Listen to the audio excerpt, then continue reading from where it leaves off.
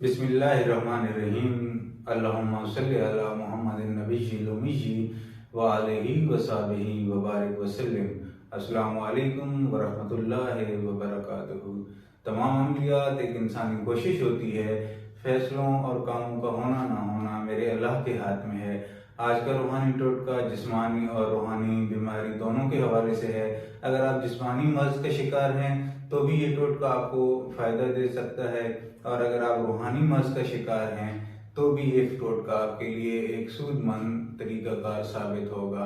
Video की जानब बढ़ने से पहले मेरी तमाम नए आने वाले व्यूअर्स से गुजारिश है कि वो मेरे चैनल को सब्सक्राइब करके बेल आइकन को दबा दें ताकि मेरी हर आने वाली वीडियो आप तक बर वक्त पहुँच सके।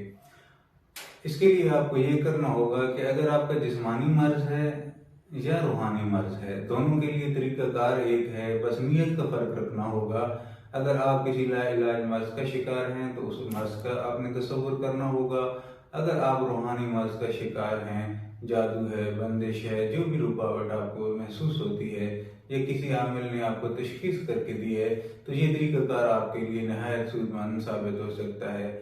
इसमें किसी भी दिन वक्त या किसी भी किस्म की कोई कैद नहीं है, ना किसी किस्म के हसार करने की ज़रूरत है, ना किसी किस्म की लंबी चौड़ी पढ़ाई करने की ज़रूरत है। लेकिन ये मैं गारंटेड आपसे कहता हूँ कि इंशाअल्लाह ये पहली ही दफ़ा करने से आपका रूहानी मर्ज और आपका जिस्मानी मर्ज हमेशा के लिए कट जाएगा। अगर आप मज़ीद तरक्की चाहते हैं तो इस अमल को 2 से 3 मरतबा दोहरा सकते हैं, लेकिन मेरे ख्याल में इसको दोहराने की ज़रूरत नहीं है। तो अमल कुछ इस तरह से है कि आपने एक नारियल लेना है, और नारियल मुकम्मल लेना है, यानी उसके ऊपर खाल हो और उसके ऊपर जो छाल चढ़ी होती है वो पूरा आपने लेना है। कच्चा नारियल उसको लेकर आप वापस आ जाएं। वापस आने के बाद आप घर में से कोई इस्तेमाल शुदा कपड़ा भी इस्तेमाल कर सकते हैं, काले रंग का होना चाहिए। नया भी आप 1 आधा मीटर ले सकते हैं। लेने के बाद आपने ये करना होगा कि जो मरीज होगा, अगर आप खुद मरीज हैं तो आप खुद अपना कर सकते हैं, अगर आपका कोई घर वाला मरीज है तो आप उसे सामने बिठाएं और उसके दोनों हाथों के जो नाखून होते हैं 10, वो आपने काटने हैं। 10 नाखून आपने पाँव के, इस तरीके से 20 नाखून हो जाएंगे। और थोड़े से सर के बाल आपने यहाँ, ये जो सर का दरमियानी हिस्सा ऊपर से बनता है, इस जगह के आपने मामूली से बाल लेने हैं। और आपने जो कॉटन स्टिक होती है जिससे कान साफ करते हैं, तो उस कॉटन स्टिक से आपने कान और नाक की मैल भी ले लेनी है। ये चीजें आपने इकट्ठी कर लेनी है और छुरी के साथ आपने उस नारियल को ऐसा ऐसा काटना है, ये ना हो कि टूट जाए। आपने छाल उतार लेनी है। जैसे ही आप छाल उतारेंगे तो नारियल के ऊपर वाले हिस्से में आपको 3 आंखें नजर आएंगी, जैसे एक इंसानी आंख बनी होती है, एक गोल दायरे की सूरत में वो आंख बनी हुई होंगी। आपने उन आंखों को छुरी के साथ साफ कर लेना है और उस छुरी की नोक के साथ आपने ऐसा ऐसा उस पर जोर देकर उन आंखों को निकाल लेना है। वो 3 सुराख बड़े बन जाएंगे।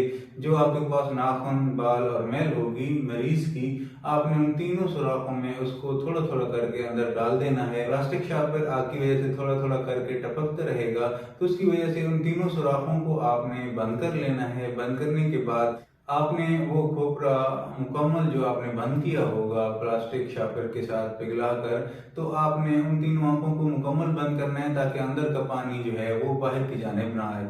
आपने उस मुकम्मल नारियल को जब बंद कर लेना है तो उसके बाद उस काले कपड़े में आपने उसको लपेट लेना है और ऊपर से काला धागा चढ़ा लेना है।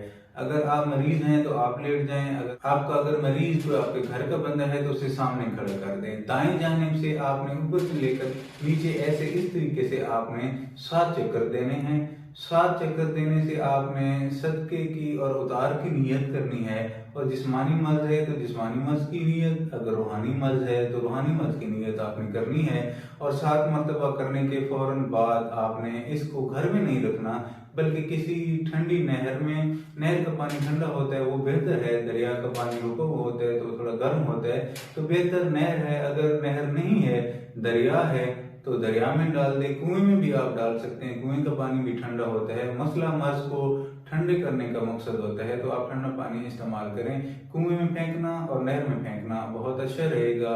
बहालत मजबूरी आप दरिया में भी डाल सकते हैं।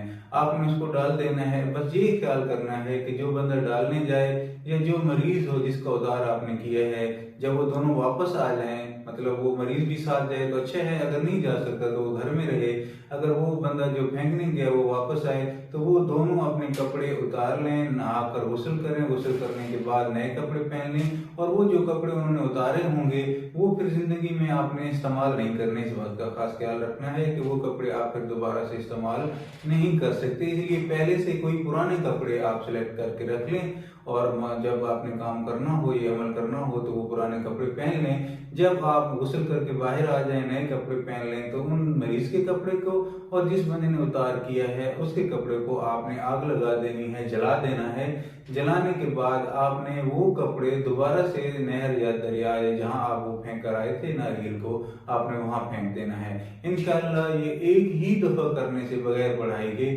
آپ کا مرض ایک دم سے کٹ جائے گا، اور آپ کے روزی روٹی ہے یا آپ کے صحت کے مسائل ہیں انشاءاللہ پہلے ہی اتار سے آپ کی صحت واپس آ جائے گی، اور آپ کا رزق روزی جو بھی بندش ہوگی انشاءاللہ کھل جائے گی۔ جواہر عملیات میں میں آپ سے اجازت چاہوں گا، ایک نئے صدری اور نایاب عمل کے ساتھ انشاءاللہ بہت جلد آپ کی خدمت میں حاضر ہوں گا، تب تک کے لیے السلام علیکم ورحمۃ اللہ وبرکاتہ۔